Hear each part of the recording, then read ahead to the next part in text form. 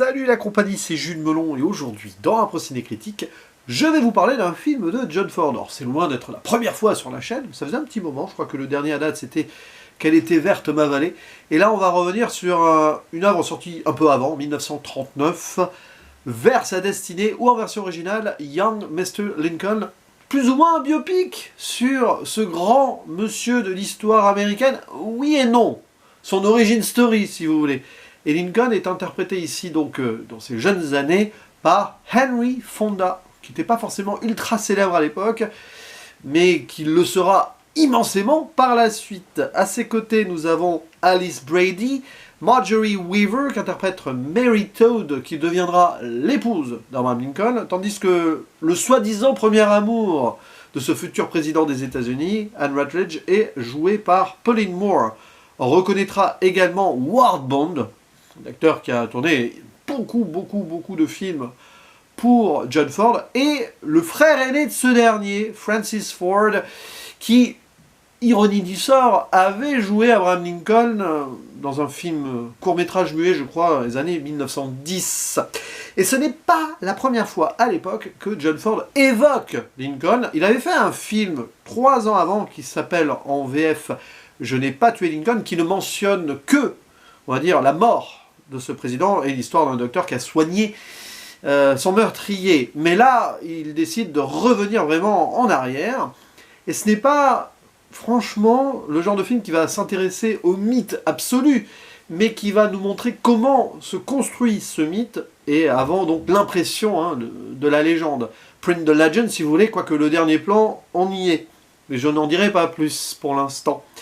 Donc on va suivre les débuts en tant qu'avocat, orateur, futur politicien d'Abraham Lincoln dans une sorte de bourgade dans l'Illinois, à Springfield. Il y a beaucoup de Springfield aux États-Unis.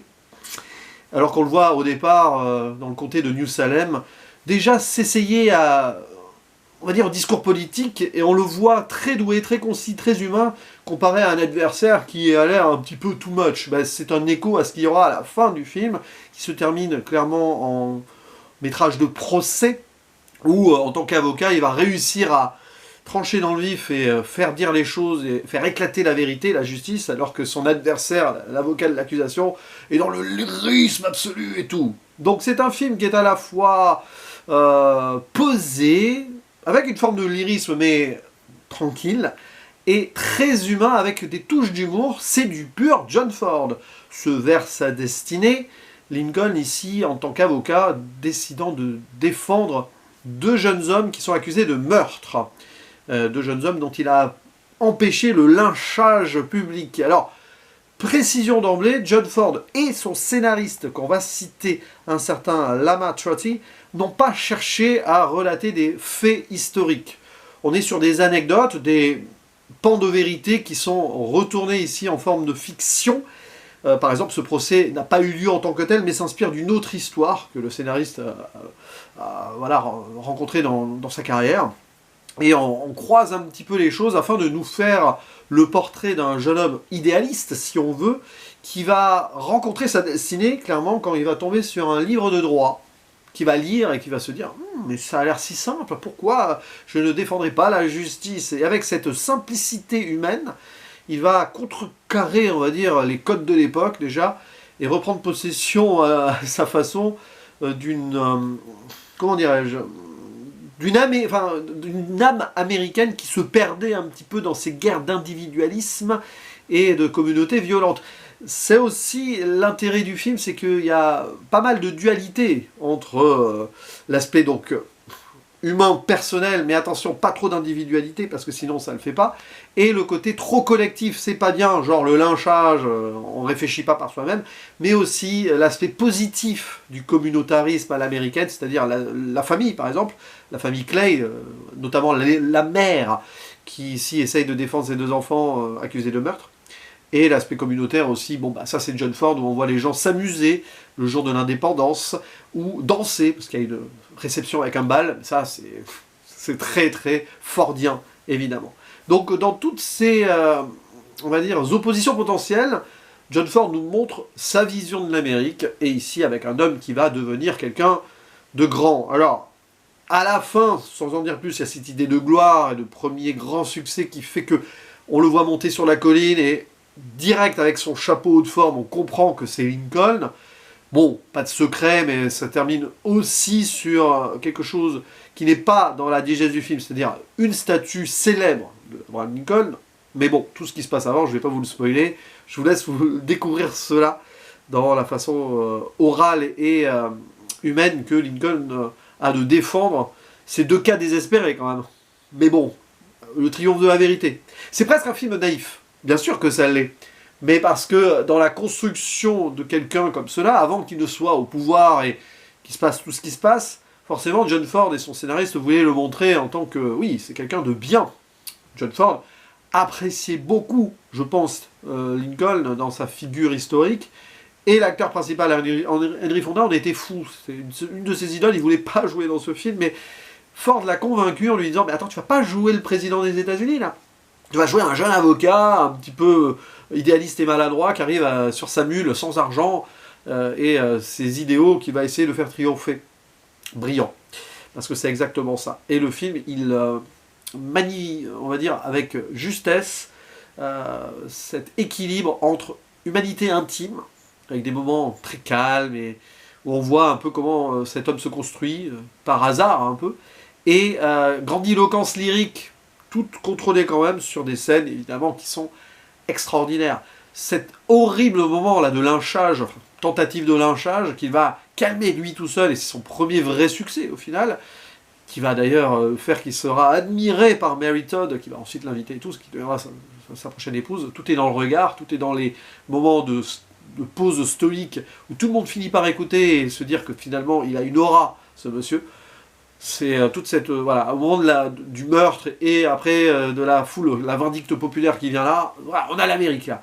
On a une Amérique qui peut basculer dans la violence absolue et incontrôlable, le chaos potentiel, et quelqu'un qui va remettre l'ordre en tant qu'homme d'État futur qui a ce charisme qu'il faut. Mais un charisme naturel et humain. C'est ça qui est assez fort, je trouve. Et donc oui, la figure de Lincoln se construit. Plus on avance dans le film, plus Henry Fonda se lincolnise physiquement et sur l'accoutrement, le costume. Ça aussi, c'est passionnant. Grande œuvre là-dessus. Après, bon, c'est un film qui rentre parfaitement dans une diégèse de carrière d'un John Ford qui a toujours évoqué l'Amérique, que ce soit à travers ses westerns, ou le côté plus politique, entre guillemets, mais politique au sens noble du terme. Et rien qu'en 1939, il va quand même te poser Stagecoach, ce film-là, et Sur la piste des Mohawks, qui sont trois films, bon, dans Stagecoach et les Mohawks, un petit peu pareil, différents quand même dans leur approche du western, et vers sa destinée, des films assez différents, qui montrent justement la complexité aussi de cette Amérique qu'il aime beaucoup, John Ford, mais dont il reste assez critique par moments sur sa construction. Il le sera de plus en plus, hein, évidemment, dans sa carrière. Là, à l'époque, c'était encore assez frontal, très américanisé. Exemple, bon, les natifs américains, on va pas revenir sur ce point, mais à l'époque, ils sont fichés de John Ford. Ce sera différent bien plus tard, mais à un moment, par exemple, on apprend que le mari, là, le père des deux frères, a été tué par un Indien, oui, bon, natif américain, sous. Ok, direct, paf, bon. Après, on connaît aussi le triste sort des natifs qui ont été corrompus par l'alcool et l'Amérique qui débarquait, enfin l'Amérique qui se construisait du coup sur leur terre. Donc il y a ces idées-là. Et bon, il y a plein de petites choses qui mériteraient analyse sur revisionnage, parce que là c'est une découverte tardive me concernant. Rien que l'introduction est très forte, évidemment, il y a une musique un peu lyrique américaine. À la fin, évidemment, on a le Glory, Glory, Alléluia. Bon, hein. Et on a le poème écrit par une dame en 1933 au départ. Un poème qui s'appelle, alors je vais citer, là, c'est écrit là, Nancy Hanks. Oui, je triche un peu, mais bon, j'ai un petit peu la page Wikipédia sous les yeux pour pas me tromper sur cette précision-là. Écrit par Rosemary Bennett, donc 6 ans avant le film, et qui parle de la mère, Nancy Hanks Lincoln, voilà, d'Abraham Lincoln, qui est morte quand il avait 9 ans. Et là, elle s'imagine, la poétesse, comment le fantôme de la mère pourrait converser avec son fils qui est devenu une gloire absolue. Et c'est ce que le film fait. Il revient dans le passé, et il converse avec cette idée d'un homme qui va devenir la gloire de l'Amérique. Et du coup, c'est ce qu'il raconte. Voilà. C'est comme s'il racontait à la mère de Lincoln, voilà ce qui s'est passé. Bon, c'est assez... Je trouve ça pertinent et amusant et fort aussi, à la fois. Donc, ouais, c'est un film qui manipule beaucoup de belles choses, dans le côté grave, droit, stoïque de l'Amérique, d'un homme qui va construire celle-ci autrement, enfin, qui va réunir aussi celle-ci d'une certaine manière, à un moment, enfin, il va avoir du mal, plutôt. Enfin, c'est plutôt qu'il a failli la diviser. Parce que il a mis fin, il a voulu mettre fin à l'esclavage. Vous connaissez l'histoire de la guerre de sécession. Et comment John Ford il réussit à mettre de l'humour quand même dedans et des instants de vie. C'est un film qui vit et qui se regarde avec vie et intérêt. Qu'on aime ou pas la figure Lincoln, qu'on soit méfiant envers les institutions américaines ou non, peu importe, avec John Ford, tu prends du cinéma dans la figure. Peut être critique sur certains points et sur certains points de vue qu'il avait, évidemment, surtout à l'époque, mais en fait, ça marche, parce que c'est du 7e art, et il prend les choses à bras-le-corps avec toute la construction cinématographique qui va avec son chef-op, avec son compositeur, tout y est. Enfin, ses chefs-op, ils sont deux d'ailleurs, et bien sûr le scénariste avec. D'ailleurs, je finis là-dessus, John Ford s'est beaucoup impliqué sur l'écriture du film, plus que probablement d'habitude, et ce qu'il le fera par la suite dans sa carrière, ce qui prouve que c'était un film très personnel pour lui. Et franchement, ça se sent, voilà. Hein, les moments de vie, de danse, le rapport à la mort aussi, tiens, il faut que je conclue là-dessus. Son premier amour, à Lincoln, décède très jeune, et ça c'est les 10-15 premières minutes du film. Promesse d'amour, de romance, mais en fait, ellipse, extraordinaire moment d'ellipse. Une pierre qui tombe dans l'eau, et c'est la fin de l'amour, des années après, sous la neige, en hiver, on voit la tombe d'Anne Rutledge. Et toujours ce rapport au cimetière. Alors ici, c'est une tombe isolée, quoi. Dans le cinéma de John Ford, on voit beaucoup de personnages méditer ou réfléchir devant des cimetières ou des tombeaux. La présence de la mort aussi, en fait, dès le début, avec le fantôme de la mère et Lincoln lui-même, qui n'est plus là, il converse avec l'histoire, donc la mort, pour redonner vie à cela, en pleine possession de l'Amérique communautaire qu'il aimait tant.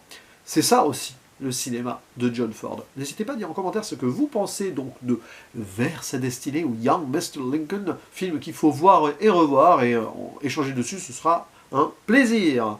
Je vous dis à la prochaine, ciao!